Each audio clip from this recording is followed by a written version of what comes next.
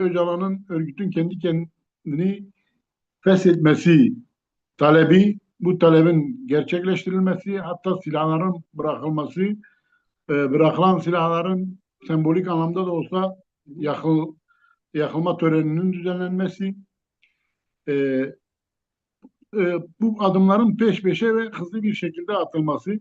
Buna karşılık taraflardan e, devlet tarafına baktığımız zaman işte hızlı bir şekilde bir meclis çözüm komisyonunun kurulması, bu komisyonun İmralı'ya da gidip e, Öcalan'ı da dinlemesi, ardından e, bazı eksik yanları da olsa komisyonun önemli bir rapor yazması. Yani bu raporun doğrultusunda artık devlete düşen adımların yani siyasal, sosyal, e, kültürel boyutuyla yasal artı olarak belirtilen hızlı adımların atılması e, gerekirken işte burada adeta deyim yerinde işte bir frene basma olayı. Bu Hı hı. adımların atılmaması. Yani devlet üzerine düşen görevi yapmadığı için e, gerek içeride gerek dışarıda iç dış boyutuyla sürecin dondurulduğu, durduğu veya çöktüğü şeklinde Hı hı. bir izlenim yaratıyor ve bu izlenim e, bütün toplumsal kesimlerde işte hem Kürt tarafından hem Türk tarafından yoğun bir şekilde tartışılıyor. Hı hı. E, Bu şekilde belirterek işte kısaca diyebiliriz sorularınız eşliğinde daha da bu başlıkları açabiliriz. Şimdi şimdi Ali Hocam, zaten bir türlü tanımlanmayan bir boyutu vardı bu şeyin. Yani herkesin kendine göre tanımladığı. Ama e, bu iç dengelere göre belirlenen bazı şeyler oldu. Dendi ki Suriye'de bazı gelişmeler olmadan yürünmeyecek. Sonra İran çıktı. İran'da sağlıklı gelişmeler olmadan buna ama bir taraftan da Kürt tarafının attığı adımlar var. Yani bunun gerekçelendirirken hem iç faktörler olarak hem de dış faktörler olarak bu işi sürüncemede noktasına taşıyan şeyler neydi görebildiğin kadarıyla? Bu konuda neler diyeceksin hocam? Evet, bu konuda da hocam güzel bir soru sordunuz. Şimdi çözümde frene basılmasından bahsettik. Bu frene basılmasının en önemli nedeni bölgesel faktörlerdir. Bölgede yaşanan e, gelişmeler. Yani özellikle işte Suriye'de yaşanan ve Suriye sonrası e, İran, güncel olarak İran'daki gelişmeler bu anlamda işte taraflar kendi sorumluluklarını yerine getirmeyince işte Türkiye'de devlet örneğinde olduğu gibi bölgesel gelişmeleri bahane ediyor. Yani işte etrafımız yangın çemberi, işte önce Suriye denildi. Suriye'de bile az önce belirttiğimiz gibi devletin beklemediği adımlar atıldı yani. Hı E, hı. Hı hı. Gerçekten de hem örgütün kendini feshetmesi hem de Suriye'deki yaşanan gelişmeler e, yani Kürt tarafından atılan adımlar çok çok büyük adımlar yani. Bunlar çok büyük fedakarlıklar artı yani süreçteki samimiyetin göstergesi anlamında yani tartışılmayacak e, boyutta gelişmelerdi. E, işte tam dediğimiz gibi işte tarafların samimiyetini gösterilmesinde sıra devlete gelince devlet bu sefer işte efendim İran'da yaşanan gelişmeleri özellikle İran'da Kürtlerin olası bir özellik elde etmesi durumunun devlet açısından kabul görmemesi yine işte savaş sonrası uluslararası güçlerin e, Roşalat'a yönelik yapacağı yani Roşelat'ın özgürleşmesine yönelik desteklerinin gelişmesine devletin büyük bir tepki göstermesi ve bunları gerekçe göstererek çözüm sürecinde atılması gereken tarihi nitelikteki adımları atmaması ve süreci ilerletmemesi, süreci bir yani deyim yerindeyse rolantiye alması. Yani beklemeye alması, bekletmesi. Bekle gör. Bekleyelim, görelim. İran'da nasıl bir gelişme olacak? Savaş nasıl seyredecek? Kürtler orada nasıl haklar elde edecek? Oysa ki Türkiye'de şu an bu momente yakalanan fırsat, yani bırakalım güçlü dışarıdaki gelişmelerle heba edilmeyi, bir an önce dışarıdaki gelişmeler de içerideki gelişmelere katalizör rolü oynamalı, daha da hızlandırmalı yani. Bir an önce ön alması gerekir Türkiye'nin. Çünkü yaşanan gelişmeler hiçbir şekilde e, eski Türkiye'nin Kürt politikasını sürdürmesine el vermiyor. Mümkün değil. Yani gerek bölgede yaşanan gelişmeler, gerek dünyadaki gelişmeler ve gerekse de iç dinamiklerde. Yani Türkiye artık bir daha kesinlikle taraflar, her iki taraf açısından da geri döndürülemez bir sürece girilmiştir yani. Her iki taraf da bir daha ne PKK ben silaha sarılabilirim diyebilir, ne devlet işte ben gelmiş olduğum noktada geri adım atabilirim.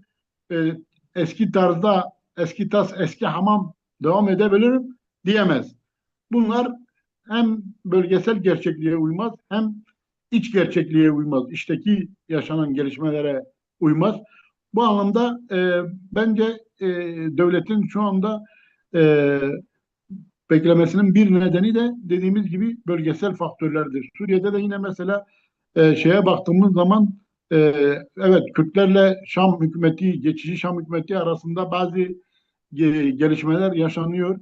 Bazı yasal ve ikili ilişkiler anlamında ilerlemeler olsa da Suriye geçici hükümetinin kalıcı olduğunu hiç kimse söyleyemez. Yani bu hükümete ileride ne olacak, nasıl bir seyir izleyecek, bunun hiç kimse garantisini veremez. Türkiye bu gerçekliği görebiliyor. O da görüyor. Türkiye, Suriye'de neler olacağı şu anda net bir şekilde söylenemez. Fakat şu açık, bu hükümet bu şekilde gidemez yani Suriye'de. Yarın öbür gün bu hükümetin seyri ve hükümetin değişimi ne şekilde evrilecek? Türkiye bu konuda da endişeli yani. Şimdi Çünkü Ali niye? hocam, yani bunu Statükoya bu iç dengenin yansıması olarak, hani tamam, birbirini besleyen boyutlar ama lütfen biraz da geriye çekilir misin Ali hocam? tabii tabii. Ha. E, Şimdi hem Sayın Erdoğan'ın hem Sayın Bahçeli'nin söylemleri var, değil mi? Bu süreç diye tanımladığımız adımlarının atılması, yani bazı adımlar var ki e, yani hem dış etkenler hem iç etkenlerin hiçbir faydasının olmadığı ve direkt hükümetin rahatlıkla atabileceği adımlarken bunlar neden atılamıyor? Yani onun biraz şeyle ilgisi mi var gerçekten? Yani ciddi bir yönetme krizi mi var? Yeni bir rejim değiştirmek için zemin hazırlama mı var? Sanki bunlar da tartışılmadığı için, yani işte e, gelecekteki seçime endekslemeye çalışılıyor. Sayın Erdoğan'ın iktidarını bırakmama sürecini endekslenmeye çalışıyor vesaire. Bu boyutuyla ele aldığımızda, yani bu devlet krizinin aşılamaması neden tartışılmıyor, gündeme gelmiyor? Bu konuda bize neler söyleyeceksin hocam? Elbette ki seçimle ilgili boyutu var. İşte AK Parti'nin ilerlemenin seçime yakın yaşanması yönlü beklentisi var. E, fakat bunlar temel nedenler değil. Bunlar belirleyici etkenlerden biri. Fakat devlet içerisindeki krizin veyahut da devlet neden adım atmıyor sorusunun cevabı şu: devlet içerisinde bu konuda çelişkiler var yani. Yekpare bir yapı yok. Yani devlet içerisinde bir uzlaşma yok. Devletin birçok kanadı bu konuda mesela Kürtlere yönelik bir adımın atılması, Kürt sorununun çözümüne yönelik demokratik bir açılımın, gerçek anlamda demokratik bir çözümün gelişmesini istemiyor. Açık ve net yani. Bu Hmm. sorunu yakından takip edenler özellikle yani Türkiye'deki Kürt sorununun çözümünü takip edenler bu gerçeği çok iyi görebiliyor. Devletin bir kanadı misalen bu süreçlerin üzerinde yürüyor. Elbette ki iktidar üzerinde yürüyor. İktidar partisi ve işte iktidar partisiyle birlikte istihbarat.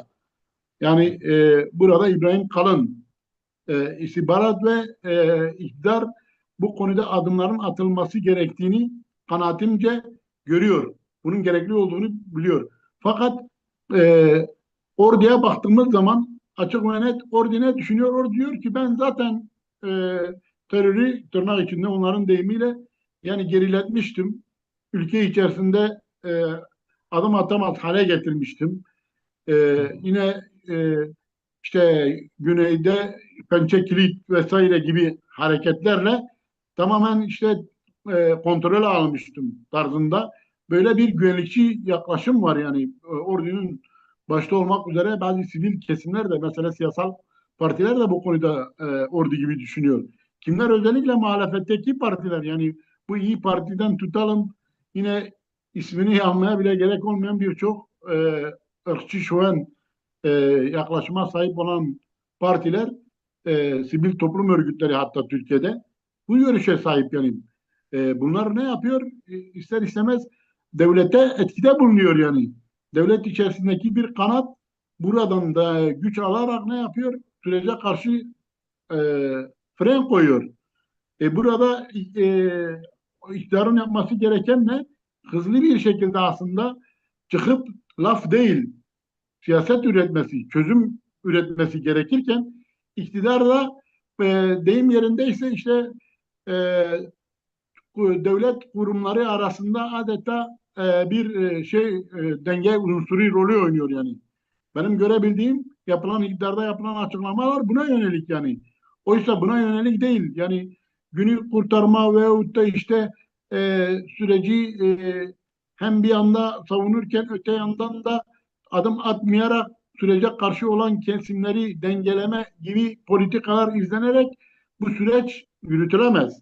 Öyle bir noktaya geldi ki artık bugünden itibaren hızla devletin adım atması gerekiyor yani devletin yürütme gücü, yürütme erki olan iktidarın hızla adımlar atması gerekir. Mesela en basitinden yani süreç başladığından beri herkesin beklediği kayyumların geri çekilmesi. Yine tutukluların serbest bırakılması. Yani Selahattin Demirtaş ve arkadaşlarından tutalım e, içerideki birçok 30 yılı dolduran insanlar serbest bırakılmıyor. Yani açık daha nasıl konuşalım yani daha nasıl Hatta onlar anlatalım? bırakıldığında işte süreç ittenmiş dolayı diye Gibi gösteriliyor. Evet. anlatmaya Normal yani çalışıyorlar. Evet. bırakılması gereken 30 Evet. yıldır ama 32 yıldır içeride, 33 yıldır artık bahane kalmamış içeride tutulsun bırakılınca işte bak süreçten dolayı bırakılıyor tarzında bir şey yaratılıyor. Yani yine mesela Öcalan'ın ev hapsine alınması yani e, Yalnız onunla orada da bir ilgili o noktayı biraz alalım ama şimdi öyle bir sıkıntı da var. Sayın Bahçeli'nin çıkıp da e, Sayın Öcalan için bir statüden bahsedildi. Ama o statü yine herkesin anladığı şekliyle yorumlanmaya başlandı. Dolayısıyla bu öyle bir noktaya doğru gidiyor ki yani mevcut Kürt siyasal hareketinin tamamen yozlaştırılıp pasifize hale getirmek için atılan adımlarmış gibi bir şey var. İşte bazı yayınlar yapılıyor. O yayınların ne kadarı doğru, ne kadarı yanlış, ne kadar eksik kimse bilmiyor. Bulanıklıklarla gidiyor ve toplum bunu da tartışamıyor. Tek taraflı olarak bütün eleştirel yapılarda Dem'den tut Kandil'den işte Öcalan'a kadar sadece Kürt hareketi üzerine yoğunlaşıyor. İktidarı pek tartışma olanağı olmuyor. Türk kesimi zaten hiç tartışmıyor görebildiğim kadarıyla. Böyle bir süreçte hem Bahçeli statüden bahsetti, hem Sayın Erdoğan yani süreç dikkatlice götürüyoruz gibi bir açıklama yaptı hatırlarsan. Tam o noktada Sayın Karayılan çıktı dedi ki e, devlet yani hükümet, iktidar süreci dondurdu dedi. Biz bunu nasıl anlayacağız? E, yani tamam hiçbir şey gelişme olmuyor ama tam da bu noktada Sayın Karayalan'ın bu açıklamasını nasıl okumamız gerekir değerli hocam? evet şimdi aslında siz de çok doğru bir şekilde dediniz. Sayın Bahçeli'nin daha önceki açıklamaları çok ileri açıklamalarda bulundu süreci başlatırken. İşte Öcalan gelsin meclise çıksın konuşma yapsın terörü sonlandırsın ve umut hakkını e, kazansın dedi. Umut hakkından bahsetti. Artı Evet. daha sonra dediğiniz gibi e, Öcalan'a statü meselesini gündeme taşıdı ve hızlı bir şekilde bu adımların aslında atılıyor olması gerekiyor, atılmış olması gerekiyordu. Yani tıkandı denilmesinin nedeni dediğim gibi devlette sürece yönelik sorumluluğunu yerine getirmeme durumunun yaşanmasıdır. Devlet bu konuda adımlar atmadı ve buna karşı tabii ki işte e, eski PKK yöneticisi Murat Karayılan o da çıkıp çok açık ve net bir şekilde dedi ki işte süreç donduruldu. Yani sürecin artık devlet tarafından dondurulduğunu, bu çok çok önemliydi. Neden? Bence önemli olmasının nedeni şu: dikkat edelim, e, adeta devlet içerisindeki bir kanaat süreci bozmak istiyor. Yani önce dondurmanın dışında süreci bir kere ortadan kaldı. Ama nasıl? Hiçbir taraf kendisi süreci bozmak gibi bir riski almak istemiyor. Neden? Çünkü kim bozarsa o altında kalacak sürecin. Bu çok açık ve net. O nedenle ne yapılıyor?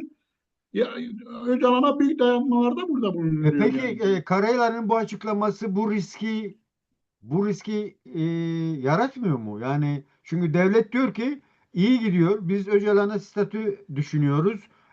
Sayın Erdoğan da diyor ki yani gayet dikkatlice götürmeye çalışıyoruz diyor. Tam o sırada Karayılan çıkıyor diyor ki hükümet dondurdu. Bir de bir parantez içinde de şeyi de koyalım.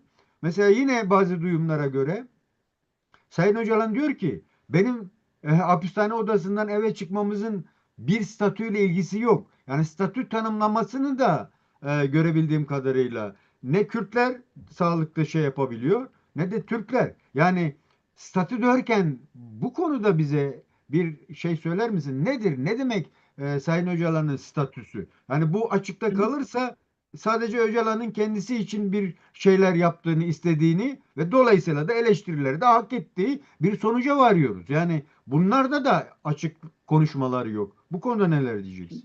şimdi aslında Karayılan da Öcalan da aynı şeyi söylüyorlar. Hatta Bahçeli de aynı şeyi söylüyor. Dikkat edelim. Yani statüden kasıt şu: yani bir önceki süreç neydi? Yani fiili olarak yürütülen bir süreçti. Herhangi bir yasal dayanağı yoktu. Yasal olarak güvence altına alınmış değildi. Şimdi Öcalan'a statü verilmesi talebi nedir? Öcalan artık bu süreci Kürt tarafı olarak, Kürt tarafının baş müzakerecisi olarak yürütüyor. Devlet, nasıl ki devletin adına yürüten bir kesim varsa, işte bu Kürtler adına da bu süreci yürüten Sayın Öcalan'dır ve onun işte statü tanınması durumunda onun ekibi olacak. Yani şu an İmralı heyeti deniliyor. Konuşulunca da işte İmralı, hatta Numan Kurtulmuş bile diyor ki işte İmralı'nın iyi niyetleri. İmralı denilince yani fiiliyatta bir kurumdan bahsediliyor ama e, bu fiiliyatın resmiyeti yok. Yani bugün İmralı Hani deniyor, Kürtleri yarın Kürtleri dışlayan sadece her tabii. şeyin Sayın Öcalan'mış gibi algılanması Kürtlerin de Öcalan'a karşı çıkışlarının zeminlerini hazırlıyor. Yani Ya bunu Türk zaten siyaseti dem görmüyor mu mesela? Dem neden buna dair bir açıklama yapmıyor? İşte problemin temel sorunun bam teli orada. Şimdi dikkat edelim. Az önce de ben bunu anlatmak istiyordum. Olay şu: devletin bir kanadı Öcalan'ı deyim yerindeyse sıkıştırarak adım at, adım at. Devamlı tek taraflı Öcalan'dan adım bekliyor. Adıma zorluyor. Öyle yapıyor ki Öcalan masayı tekrar kalksın devirsin yani. Desin ki niye, o zaman diyecekler işte Öcalan devirdi. Yani olayın özü bu. Evet. Meselenin özü bu. Ama burada işte dikkat edelim. Yani Kürt tarafı bu oyuna gelmiyor. Murat Karayılan da bunu açıklıyor. Diyor ki devlet zaten bunu dondurmuş. Artı atılması gereken çok basit. Eğer diyor devlet adım atmaya varsa biz bu konuda ciddi olarak, yani yürekten biz her türlü adım atmaya hazırız, yani desteklemeye hazırız. Ama yeter ki yani devlet adım atsın. Yoksa yazık olur, yani yazık olur. Türkiye'ye de yazık olur. Gerçekten de büyük Allah göstermesin, Allah etmesin, tekrar eski şeye dönülmesi demek hiç kimseye kazandırmaz. Ne Türkiye kazandırır, ne Kürt'e kazandırır. Hiçbir harekete, siyasete, toplumsal e, gerçekliğe kazandırmaz, tersine kaybettirir. O yüzden işte Erdoğan'ın aslında iç ve dış mihraklar derken kastettiği ne? Bunları da kastediyor yani. Biliyor yani aslında içerideki mihraklar kim? Zaten onların korkusundan adım atamıyor. Onları dengelemeye çalışıyor. İçerideki mihraklar bunlar. Dışarıdaki mihraklar belli zaten. Ama bugün bence dışarıdaki mihraklardan daha çok içerideki mihraklardan kaynaklı bir engel var yani. Bunlar da özellikle hareketin en hassas olduğu noktaya yükleniyorlar. Dikkat edelim, toplumda Öcalan algısını siz de az önce belirttiğiniz gibi itibarsızlaştırmaya çalışan, Öcalan'ı topluma itibarsız işte şekilde lanse etmek isteyen kesim Türkiye'deki belli bunlar yani. Bugün İyi Parti bu işin başını çekiyor. Altta e, e, Zafer Partisi, ondan sonra e, sırayla geliyor yani birçok kişi burada birleşiyor. Beş benzemez bir araya geliyor yani bu noktada. Bunların da amacı ne? Bunların amacı dediğim gibi e, süreci çökertmek istiyorlar fakat bu çöküşün nedenini Kürtler olarak göstermek istiyorlar. O da ne? İşte habire dediğim gibi tavizler talep ediyorlar Öcalan'dan. Öcalan taviz vermesin ve masayı yıkar duruma gelsin. Böyle bir konuma sokmak istiyorlar. Öcalan da bu gerçekliği gördüğü için zaten dediğiniz gibi yansıyan şeylerde çok net diyor yani açıklıyor. Diyor benim söyleyeceğim şeyler belli. Benim yapacağım belli. Ama onun ötesini zaten ne ben yaparım ben desem bile şey de dinlemez yani. Hareket de dinlemez, halk da dinlemez bunu yani. Bu noktaya sürülmesini istemiyor yani. Bu noktaya gelinmesini istemiyor. Neden? Çünkü dediğim gibi oyun büyük. Ortada oyun büyük yani. Bu oyuna da duyarlı olmak gerekir. Herkesin bu konuda oyuna gelmemesi gerektiğine inanıyorum. Çünkü çok hassas mesela Cumhurbaşkanı'nın dün de yaptığı açıklamalara baktığın zaman işte hep dediğiniz gibi olumlu şeyler söyleniyor. Bu iyi bir şey. Süreç devam ediyor. Süreci bugüne kadar 18 aydır ortağımızla birlikte hamdolsun diyor biz güzel getirdik. Fakat artık bundan sonra laf değil pratik görmek istiyor toplum. Yani bugün mesela e, Zaten Karayılan'ın açıklamasında da o şeklinde net görünüyor. Diyor ki hani sen diyorsun ki silahları bırak etrafımızda diyor dronlar uçuşuyor. Yok bilmem ne var diyor. Yani bir güven de ki ben seni koruyacağım diyor o zaman. Yani bana bir güvence vermelisin ki ben de silahı bırakayım gibi bir sonuç da çıkıyor. Şimdi değerli hocam belki son bir soru olarak alalım. Çünkü vakit bayağı geçmiş şu an. Şöyle toparlayabilir miyiz? Yani bu sadece Kürtlerin kendi tarafında atacağı adımlar kaldı mı gerçekten? Yani nedir? Değilse devletin bu adımları atmamasının sebebi sadece dışsal etkiler olarak baktığımızda e, Türkiye'yi şu an gerçekten zorlayan denge ne? Yani e, Kürt hareketini veya Kürt özgürlük hareketini yapmak istedikleri veya Kürtlere dair hakların bir kenara bırakılabilecek nitelik taşıyan dışsal etkiler ne? Bu konuda belki onu mu tam okuyamıyoruz biz? Dolayısıyla bu konuda neler söyleyeceksin? Yani e, Türkiye emperyalist bir ülke olma çabasındayken bugün görebildiğim kadarıyla İran savaşında İran biraz daha öne çıkacak gibi görünüyor. Yani eğer Orta Doğu için yeni bir lider çıkacaksa onun İran olma ihtimali ne okuyorum ben? Türkiye bundan mı rahatsız? Bundan mı yoksa beklentisi var? E, belki biraz uç oldu ama bu konuda neler söyleyeceksin hocam? aslında yani o boyutuyla da var fakat ondan önce bence tarafların sürecin ta başından beri karşılıklı güvensizlikleri var birbirine karşı. Her iki tarafında. Tek tek ele alıp baktığımız zaman dikkat edelim. Elbette ki dediğiniz gibi İran'da tutalım bölgesel güç olma arayışı, Türkiye'nin bir alt emperyalist ülke olarak bölgede hakim olma e, arayışı, çabası, yine işte bölgesel rakipleri İsrail'dir, İran'dır vesaire gibi tüm bunların artı dışarıdaki e, mesela diyelim ki Türkiye'nin büyümesine, bölgesel güç olmasına karşı olan komşu ülkelerinden tutalım, bölgesel ülkeden tutalım, dünya güçlerine kadar bu boyutu var. Fakat ağırlıklı en çok bence içten kaynaklıdır. Yani güven meselesi çok önemlidir. Hani ilkel e, bir toplumlarda bile bu var. Güven olunca diyor kız kardeş bile verilir, her şey paylaşılır. Güven olmazsa savaşılır. Ya şimdi Hmm. bir savaşın barışla çözümünden bahsediyoruz. Şimdi burada hala bence işin başından beri iki tarafın da karşılıklı açıklamalarını titizlikle okuduğumuz zaman şunu görebiliyoruz. Bir güvensizlik var yani. Taraflar birbirine güvenmiyor. Bu çok çok önemli. Bu sorun aşılırsa dış etken sorunu bence çok daha rahat aşılır. Mesela Murat Karayılan'ın açıklamalarının özüne baktığın zaman orada zaten az önce siz de belirttiniz. Hani silahları bırakın ama başımızda dronlar uçuyor. Ama işin özüne baktığın zaman bu silahların bırakılması 25 sene önceden olması gereken bir şeydi.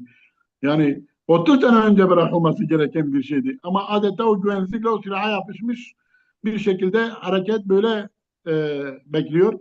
Öte yandan devlete baktığın zaman devlet zaten iliklerine kadar güvensizliği yaşıyor.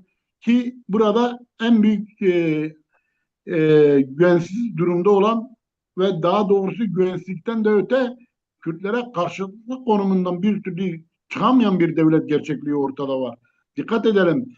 Yani Cumhurbaşkanından tutalım.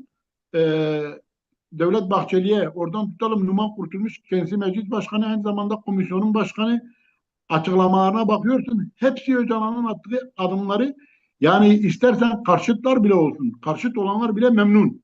Kabul ediyorlar. Diyorlar hani beklemediğimiz adımlardı yani. Tamam, bu bile güvensizliği kırmıyorsa peki ne kıracak? Bu güvensizliği Türkiye'de kıracak olan ne? Nasıl bir adım bekliyorlar? Değil mi? En basitinden insan bu soruyu sorar.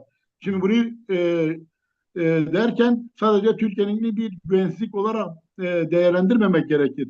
Güvensizlikten de derin bir karşıtlık var. Türkiye önce bu içindeki karşıtlığı bence kırması lazım, yenmesi lazım. Çünkü karşıtlık kırılırsa güven gelişmeye başlar. Güvensizlik ortadan kalkar.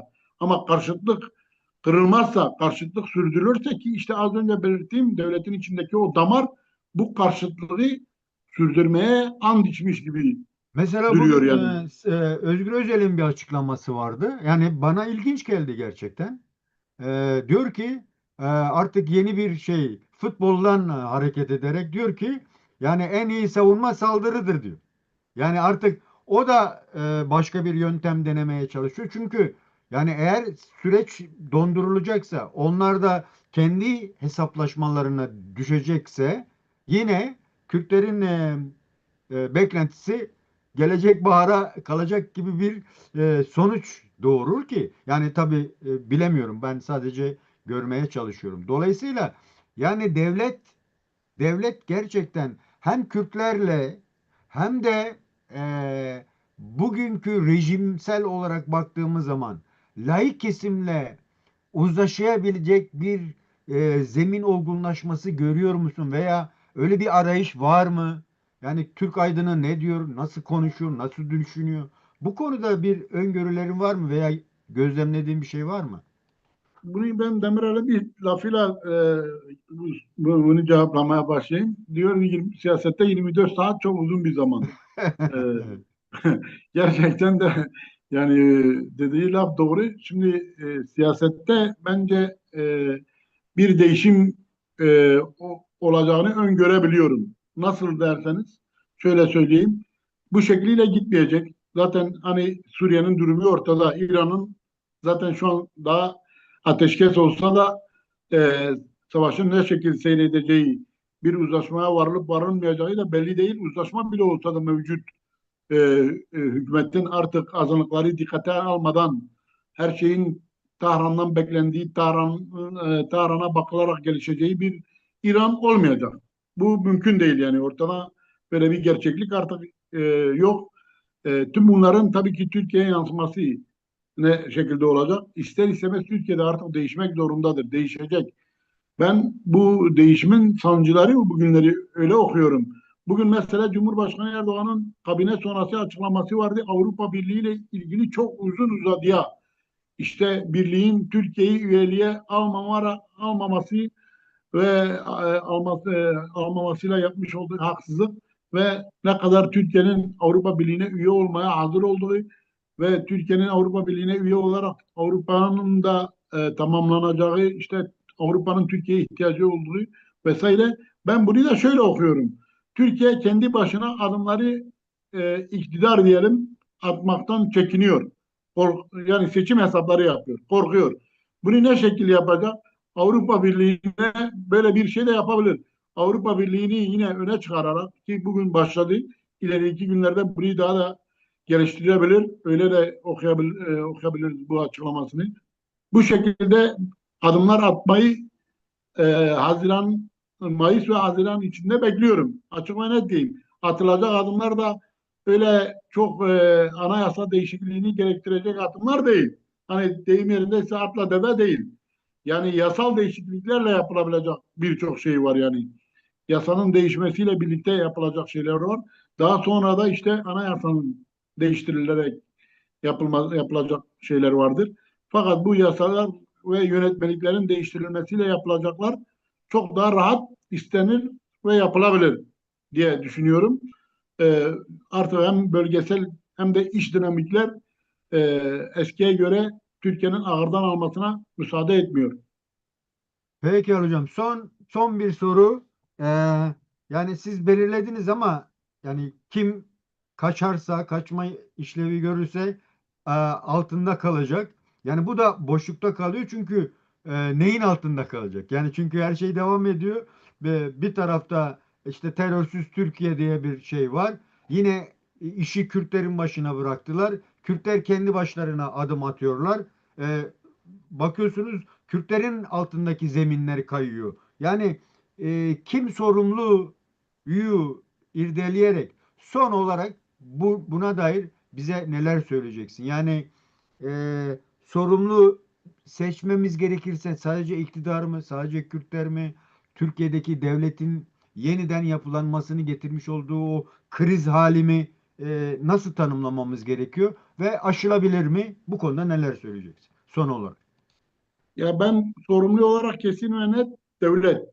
Yani açık ve net. Devlet ve devletin yürütmek erki. İktidar burada sorumlu. Bunu hani kime sorarsanız sorun ki çok açık ve net görünen bir gerçeklik var.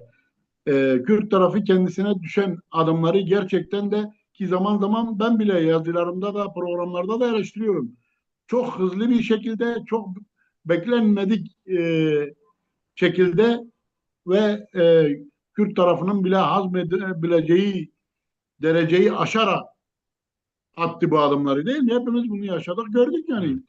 Ama öte yandan bakıyorsun sıra devletin adım atmasına gelince devlet içerisinde adeta deprem oluyor. Öyle bir duruma geliyor ki mesela Cumhurbaşkanı bile bu açıklamaları yaparken e, yani konuşamıyor. Belki şeyde gördünüz 23 Nisan resepsiyonunda gazetecilik Kürt sorunu e, Evet. çözüm süreciyle ilgili yine dedi hangi süreç? Öyle de on değil. Hangi süreç? Biraz dedi işte Kürt sorununun çözümü. Bekledi. Dedi ki yola devam. Durmak yok. Böyle. Sonrasında mesela geçen gün açıklama yaptı. Referans olarak da 23 Nisan'daki konuşmasını gösterdi. Dediğim gibi yani devlet içerisinde ciddi bir kriz var. Bu kriz ne şekilde aşılacak, ne şekilde evrilecek? Bunlar çok önemli. Dikkat edelim. Mesela Kürt cephesinde bu adımların hızla açılmasının tek bir nedeni vardı. Açık ve net Öcalan. Yani Öcalan değil de bunu Kürt cephesinde yapabilecek bir babagit yoktu. İkinci bir adam yoktu yani. Bu olsa parçalanma olurdu, dağılma olurdu, kopuş olurdu. Ya ama Öcalan bunu yapınca ne bir parçalanma oldu ne bir kopuş oldu. E, Ve hızlı bir şekilde de gelişti. Ama devletin içinde böyle bir şey yok. Devlette çok farklı şeyler var ve dediğim gibi bir de karşıtlık var. Hala devletteki kafa açık ve net. Yani mesela Bahçeli'nin dönüşümüne bir bakıyorsun. Bahçeli'nin yaptığı açıklamalar işte Ahmetler göreve, Demirtaş evine e, dönene kadar diyor biz Öcalan da diyor özgürlüğüne kavuşana kadar biz bu işin arkasına ezber bozan gelişmeler. Batman Belediyesi'nin yine şeyini 2 ay uzattılar. Mardin'in de öyle. Ma- Ta ma- Temmuz'un ortasına kadar. ya uzattılar ya. Mardin'de. Yani şimdi ya onu anlatıyorum. Yani bu neyi gösteriyor? Bu devletin içindeki krizin derinliğini gösteriyor bence.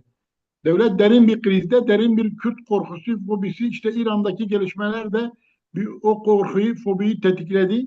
Suriye'de bir zamanlar nasıl ki fobi vardıysa bugün artık devlet devamlı böyle fobiyle mi yaşayacak açıkçası?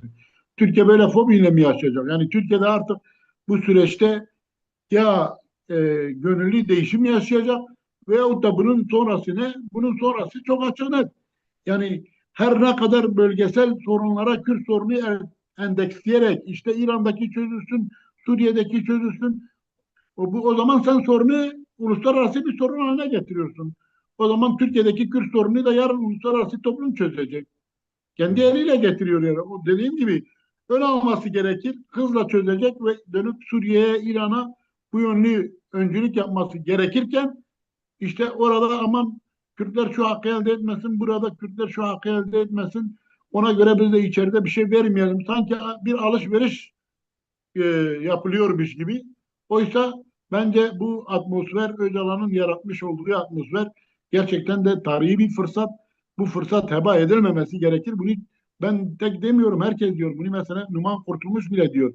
Diyor Öcalan samimiyetini gösterdi. Yani Öcalan'ın bu konuda artık ne kadar samimi olduğu ortada. Bunu artık daha yani Bahçeli tek söylemiyor. Numan Kurtulmuş'u söylüyor.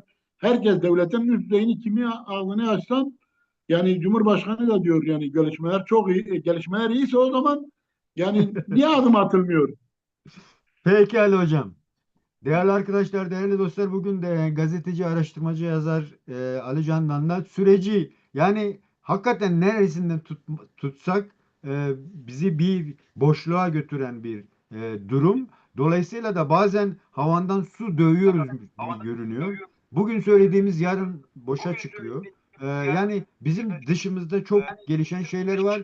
Yorumlar gerçekten ya tek taraflı ya sadece tek boyutlu baktığımız içinde bir türlü pek işin içinde çıkamaz noktalara ulaşıyoruz. Bugün Ali Candan'la yine bunu tartışmaya çalıştık.